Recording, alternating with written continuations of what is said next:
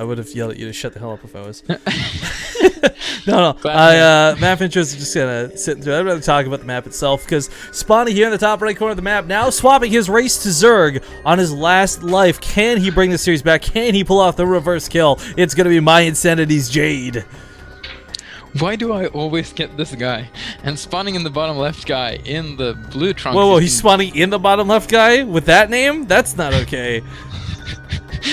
Well, he's on Texas, so he's not Starbow, he's Starbow, and he's ButtPluggen, and I cannot do a Texan accent for the life of me. Y'all, that's all you gotta say. It's like y'all after everything. Spawning there on Texas.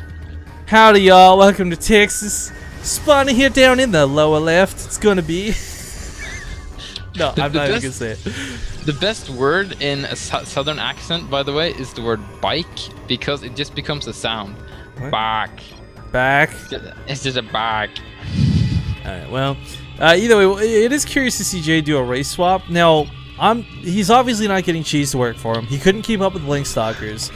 But I also kind of think like he never had the opportunity to play that macro game. Like, he's gone for proxies and awkwardness and never really been able to take the tech path he wanted to. If he had played the... Like, do you think... Let's rewind for a second. Pretend he didn't go for a proxy in that last game. Do you think he would have been able to keep up with the 4-gate? Because I really think he would have been able to. But when you throw away even that first pylon, it's just... It's such a bad start. It was such a close game at the end there, last game. Like, that last engagement could have gone either way. It's when that cannon went down, that was really the end of it. And he would have had a couple more stalkers out if he hadn't tried to cheese in the beginning. So yeah, I think that could have gone really either way. So I'm kind of interested. ButtPluggen going for... He's like, it's very normal for most Protosses to go fast expand versus Zerg, but he has not done that once this whole tournament, or in the last tournament either. The thing too is we saw him play against the Zerg earlier. I'm trying to remember, was it Red Bandit that he beat? I don't have the brackets up right now, but I mean, ButtPluggen's PvZ isn't bad. Oh, Franskar. Yeah, he cheesed with Franskar in game number 1, and I think that was actually on Texas as well, but opening up here with a little bit safer of an attitude. As you said, not going for that faster expand. Probably a good thing that he didn't either, because Jade's opening up with a lot of links coming across the map. And this isn't 4, this isn't 6, it's going to be 8. Well, I think it's a 10, I think that was a 9 or 10 pull. And that is, it's holdable with a force fast expand, but you have to like be careful and go for like a full wall off usually. If you've seen Sai play in his stream, he does this all the time, especially versus Franskar, and he won like 6 games in a row. So because Franskar wasn't blocking it off completely, but once he does that, then there's no problem to hold it. But it does force Protoss to build a lot of stuff if he tries to go for a force fast expand. And the great hallway of ButtPluggen is up. This is how he likes to place his buildings. Yeah, I was talking about that a little bit earlier too. It's awkward to see, but I guess whatever works. But you know, I'm kind of rooting for Jade here a little bit. I like the opening a lot stronger here. I don't like his over dedication to these lings though, because I don't know. He's not gonna break through this anytime soon. All it's gonna take is a couple more zealots to just keep hold positioning on this wall. Oh, he's going for Baneling Nests. Oh, okay, this changes it up a little bit. Yeah, I don't know if he knows that. You see, Banelings and Starbow, they don't do a lot of damage versus building. Well, like, if you look at the stats, it looks like they do, but compared to StarCraft 2, they really don't. I don't think it's necessarily for the anti-building tactics so much as it's just getting through this pylon and getting through whatever, because there'll be like 3 zealots here, right? Like, all hold up, all splash damage, but hallway is going to get closed off here at the end. Another zealot comes out. Jade needs to pull back. He's going to lose so many lings. This is how he always builds. This isn't anything surprising.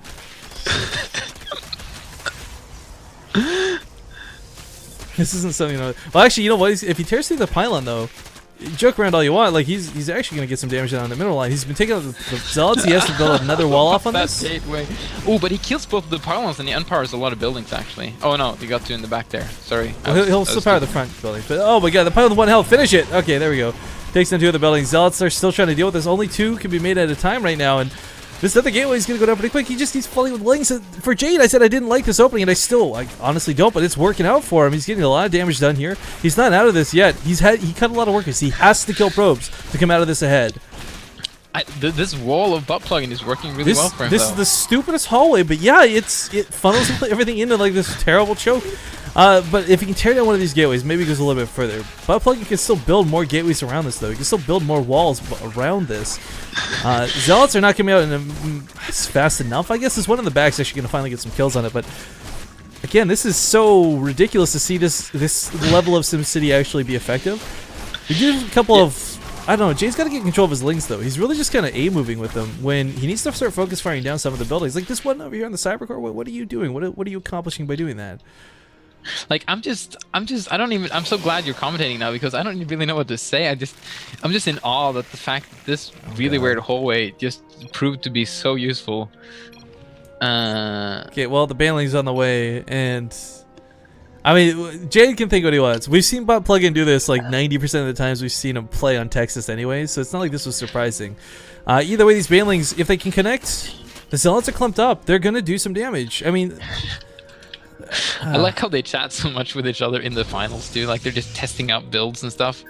At this point, yeah. No, I think at this point, they're both just saying fuck you without saying fuck you. You know what I mean? Like, probably. So here comes the banelings. Oh, he's going to soak up so many hits with that Zealot. Oh, it's got some decent control, though. Ooh, that does a lot of damage. It cleans up a lot of the Zealots. That was a big bank that he had been working so tirelessly to save up. Now it's only got 2 Zealots left.